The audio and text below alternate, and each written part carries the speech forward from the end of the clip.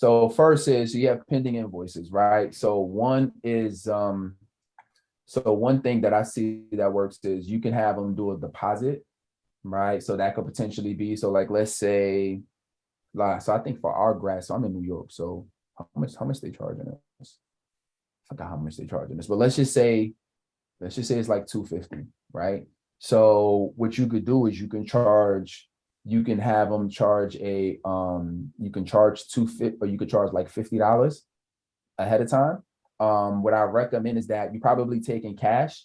If you did it, if you made it to where they have to use their card, then you can actually charge the card afterwards because you'll have their card information on file, or you could do it as a recurring charge, right? So I would recommend that you would have folks do it where they would like fill out an invoice. If you have an invoicing system, then you should have a way where their information is saved. Now you're not going to be able to see it, based on the payment card industry standards, but once it's in their system, you can actually charge it. So like, for example, I have other programs. I don't manually touch anybody's unless they say, hey, I want to pay extra, or I want to do something, then we can go in and we can charge it. But essentially how we set it up is we have it to where when somebody signs up, that they get charged automatically, right? So you could do it to where you have them pay you have them pay some, whatever, I'm just saying $50, but have them pay a deposit. And then once they pay the deposit, the information is on file, and then you just let them know like, hey, we're going to charge you on this date. You know what I mean? So that'll also help alleviate, some of that, that'll help you alleviate that, that part of it. So that's one thing that I would say. Another thing that I would say is like, that's revenue in your business, right? So there's not many more things that's more important than the revenue in your business. So the lifeblood of every business is revenue, is cash, right? Your job. I would rather have you, to be honest, like if you need to have somebody like cut the grass. I don't know. Are you the only person that's cutting right now, or do you have a team? No, I got two guys out cutting right. I'm at work right now. I got two guys out cutting right now. Yeah. So what I would do is I would put time in my calendar where I'm following up with people.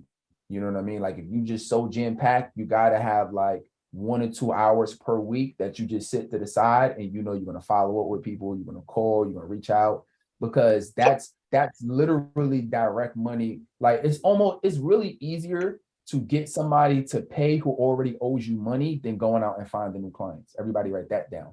By the way, as I'm giving Jeffrey advice on this, everybody needs to be taking information down. Like everybody needs to be writing this down, because at some point, even if you're not at this place in your business, this is going to be very important to you, because I'm very conscious of everything that we talk about, how it's going to be applicable to all. It relieves a lot of stress and if you feel comfortable, make them sign something. Like they could sign something electronic, right? If it's going to make your wife feel better, just say, look, they signed right here. Like they know we're going to be charging them soon as the grass is cut, or before we come cut the grass. My office manager is going to be, you know what I'm saying? He's going to be charging the amount, you know what I mean? So, but that's critical. Like I spent probably my first year coaching.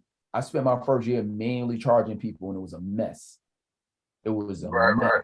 You feel what I'm saying? Right. Like, you forget, or you're supposed to be charging somebody, or then, you know what I'm saying? Like it was terrible. Some people information is not on file. So now I got to call them and text them, and that's wasting time. And it makes life so much easier when you can just charge. And even if you can set it up, you can just set it and forget it, and just say, I'm gonna set it on this date, and we're gonna charge everybody.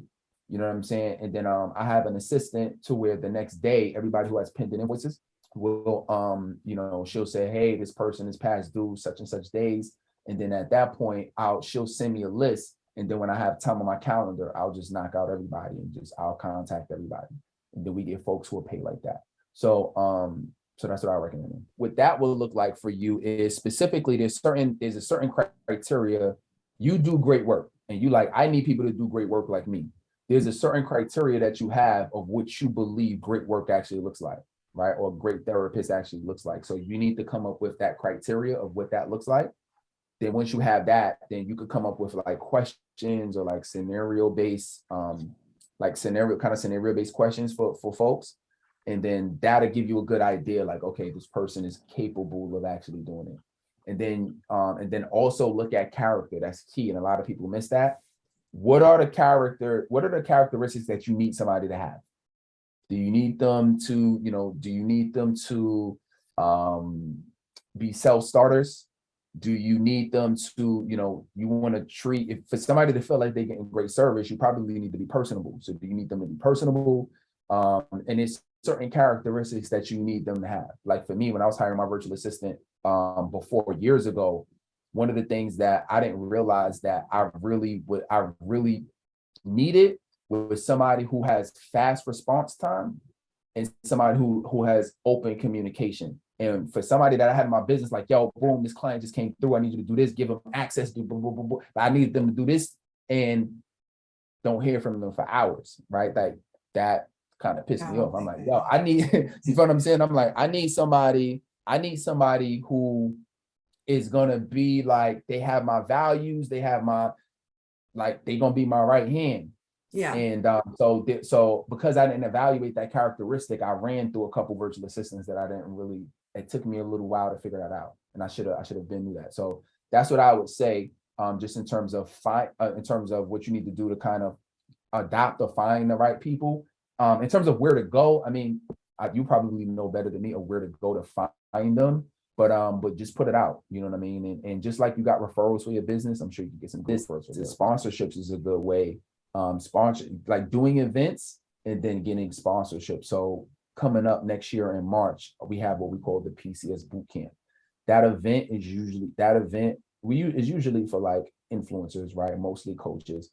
But I can tell you this, that I'm working with a lady right now who, and I interviewed her. She, for her last event, she got over $90,000 worth of sponsorships. I was talking to her and she was like, yeah, like I got the whole event paid for it, like, and then some, you know what I'm saying? She was like, yo, all of that, they just donating $5 grand, 10 grand, 20 grand. And why would these organizations want to donate that type of money? Because you're giving them exposure to their ideal clients. Right, you're giving them, you're putting them on the PowerPoint slideshows. You're putting the banner as soon as they walk into the conference, as soon as they walk into the event. You know what I'm saying? You're handing out the flyers. You're giving out goodie bags. You know what I'm saying? With their logos on it. You know what I'm saying? Like, so these companies and these organizations are going to be willing to pay a lot of money to get that sponsorship. And once you get the money into the organization, you could do what you want with the money. You know what I'm saying? So that's a great way. And she did that and she just had her event. She just had her event like a week ago. And she made 90,000, mind you, just from the sponsorships. I'm not even talking about, she sold tickets, right? Like she had like food and vendor, like I'm not even just talking about from the event. She just got 90 grand just from the sponsorships. So what I would be interested to see you do is for your nonprofit, I would say throw an event, give yourself at least 6 to 8 months out, and then focus on, as you continue to get the paperwork and you make the business legitimate, I would focus on finding sponsors. You could find local sponsors. You don't necessarily have to go to like a big organization like Walmart or Amazon. You could find it's gonna take some research. You have to go online, do some research. Maybe you go to local banks. You're gonna have to get creative, but your goal is to find. It's easier when it's smaller businesses, but try to find like small to medium-sized businesses and get them a sponsor.